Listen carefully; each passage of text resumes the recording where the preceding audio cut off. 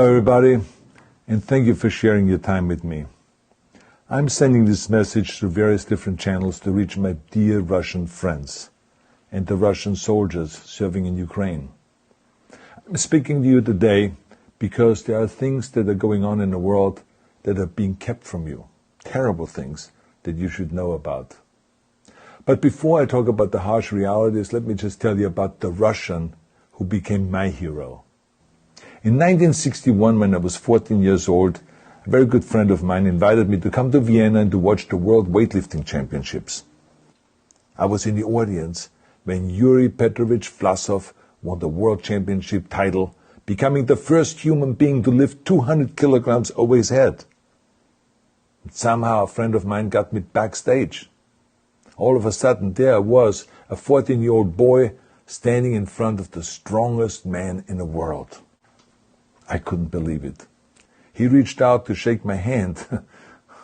I still had a boy's hand. He had this powerful man's hand that swallowed mine. But he was kind, and he smiled at me. I will never forget that day. Never. I went home and I put his photo above my bed to inspire me when I started lifting weights. My father told me to take down that picture and to find a German or an Austrian hero. He got really angry, and we argued back and forth. He didn't like Russians because of his experience in the Second World War. You see, he was injured at Leningrad, where the Nazi army that he was part of did vicious harm to the great city and to its brave people. But I did not take the photograph down, no, because it didn't matter to me what flag Yuri Vlasov carried. My connections to Russia didn't stop there, by the way. Oh, it actually deepened when I traveled there with bodybuilding and for my movies and met all my Russian fans. And on one of those trips, I remember, I met Yuri Vlasov once again.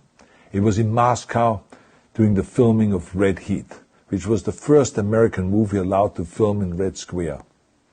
Now, he and I spent the whole day together. He was so thoughtful, so kind, and so smart, and, of course, very giving. He gave me this beautiful blue coffee cup, and ever since then I've been drinking my coffee out of every morning.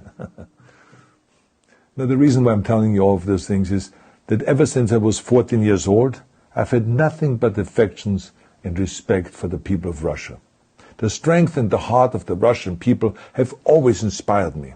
And that is why I hope that you will let me tell you the truth about the war in Ukraine and what is happening there.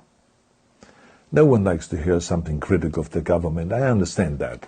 But as a longtime friend of the Russian people, I hope that you will hear what I have to say.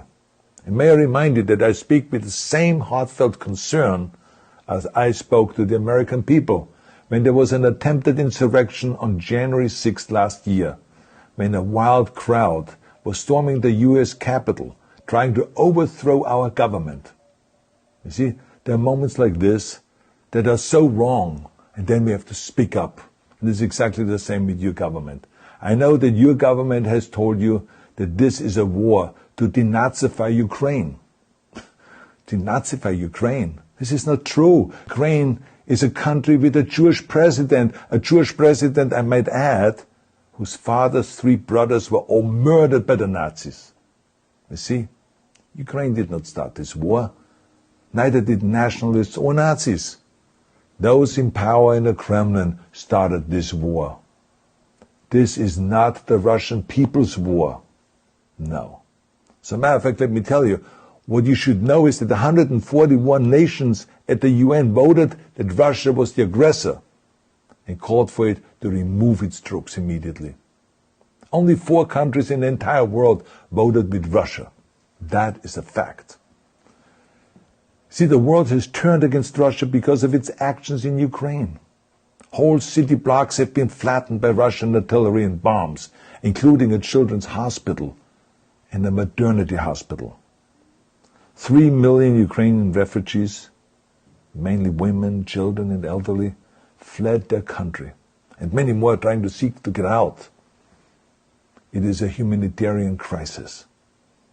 Because of its brutality, Russia is now isolated from the society of nations. You're also not being told the truth about the consequences of this war on Russia itself. I regret to tell you that thousands of Russian soldiers that have been killed.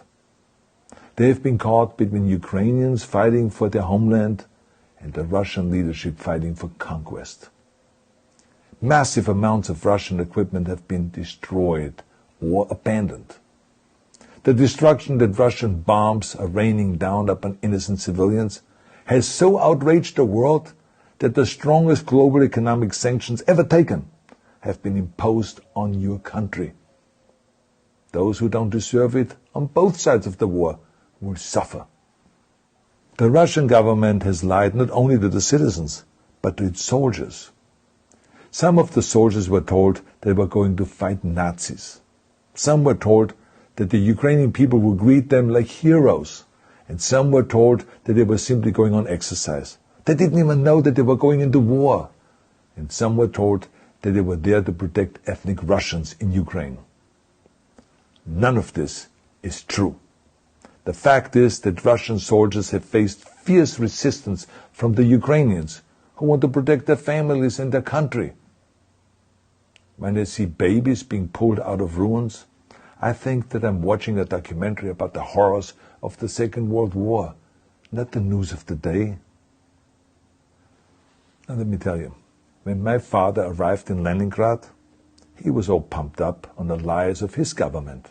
And when he left Leningrad, he was broken, physically and mentally. He lived the rest of his life in pain. Pain from a broken back, pain from the shrapnel that always reminded him of these terrible years, and pain from the guilt that he felt. To the Russian soldiers listening to this broadcast, you already know much of the truth that I've been speaking. You've seen it with your own eyes. I don't want you to be broken like my father. This is not the war to defend Russia that your grandfathers or your great-grandfathers fought. This is an illegal war. Your lives, your limbs, your futures are being sacrificed for a senseless war condemned by the entire world. Now, to those in power in the Kremlin, let me just ask you, why would you sacrifice those young men for your own ambitions? To the soldiers who are listening to this, remember that 11 million Russians have family connections to Ukraine. So every bullet you shoot a brother or a sister. Every bomb or every shell that falls is falling not on an enemy, but on a school, or a hospital, or a home. I know that the Russian people are not aware of such things are happening.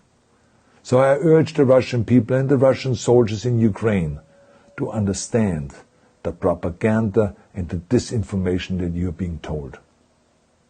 I ask you to help me spread the truth. Let your fellow Russians know the human catastrophe that is happening in Ukraine. And to President Putin I say, you started this war. You are leading this war. You can stop this war. Now, let me close with a message to all of the Russians who have been protesting on the streets against the invasion of Ukraine. The world has seen your bravery. We know that you have suffered the consequences of your courage. You have been arrested, you have been jailed, and you have been beaten. You are my new heroes.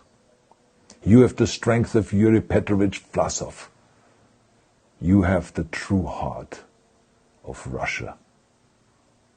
My dear Russian friends, may God bless you all.